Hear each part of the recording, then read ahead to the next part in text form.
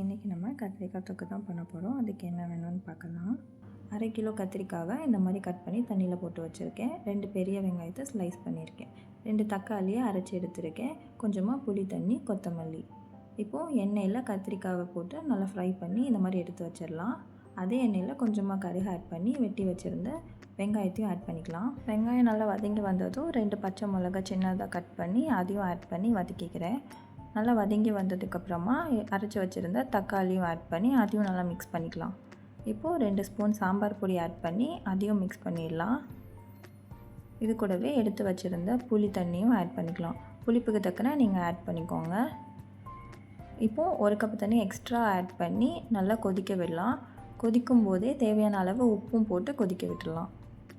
கொஞ்சமாக கொதித்து வரும்போது எடுத்து வச்சுருந்த கத்திரிக்காயும் கொத்தமல்லி கருவேப்பிலை ஆட் பண்ணி நல்லா வற்ற வச்சு எடுத்திங்கன்னா கத்திரிக்காய் தொக்கு ரெடி.